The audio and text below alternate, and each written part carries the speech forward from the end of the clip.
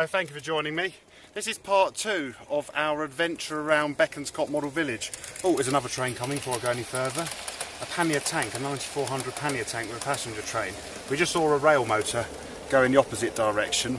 Feels like here you've got railways everywhere because just behind me is another railway and there's another pannier just disappearing off there in the distance. This is actually, as we've seen in the first video, Green Haley Station's there.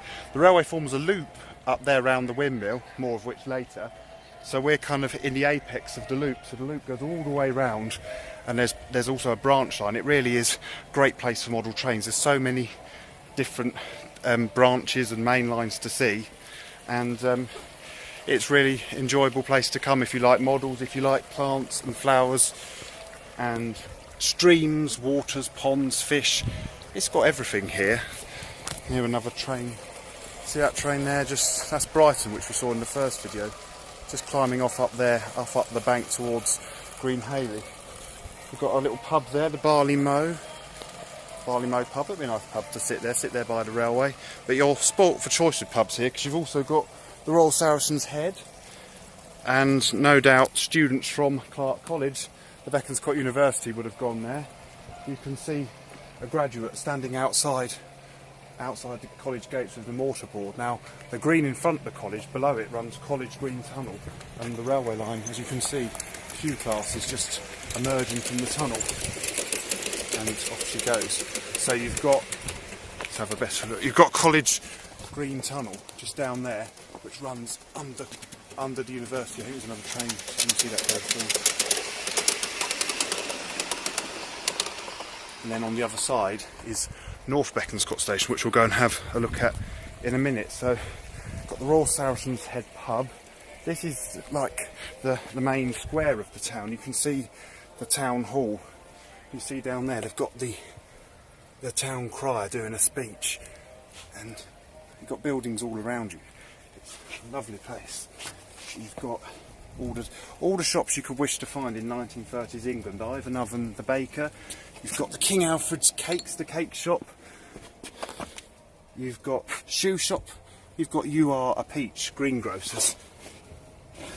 And you've got a plumber's. You've got a Mercedes garage full of, let's have a look, 1930s Mercedes.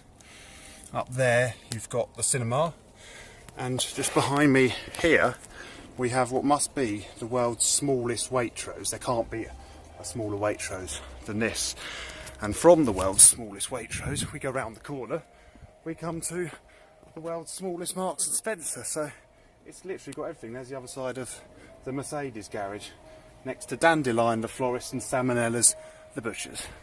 And then on this side, we have the Earl of Bekonscot pub. This pub is actually a model of the building that was in Beaconsfield, where Waitrose is. So Waitrose is next to Beaconsfield railway station on the Chiltern Main Line, which is about a couple of hundred yards in that direction. So this is what stood there until the late 80s, when unfortunately it was demolished for Waitrose to be built. But a building you can see in Beaconsfield is this one here, this Westminster Bank. That is, I think it's the NatWest Bank in Beaconsfield. Now, just over here we have Bekonscot Town Station. This is the main station for the town of Bekonscot, and it's pretty busy, trains passing through. As you can see, there's the Q class. Q class has just arrived, and I think there's another train coming the other way. There's a blue tank engine arriving with another passenger train. So from one station at Bekonscot, we go up here to the other one, North Bekonscot, by the bus station. You can just see a pannier tank arriving, a 9400 pannier tank, next to the Bekonscot bus station. And then up here is the almshouses. They're actually modelled on the Amersham almshouses. So a lot of buildings here are modelled on real buildings which once stood or are still standing. And then here we have the Bekonscot Minister, and you can hear the choir singing. So what I'm going to do, I'm going to leave you here at this section, and this is the end of this part of the village where we've explored Bekonscot Town. So as I said, in the first one we explored Green Haley area.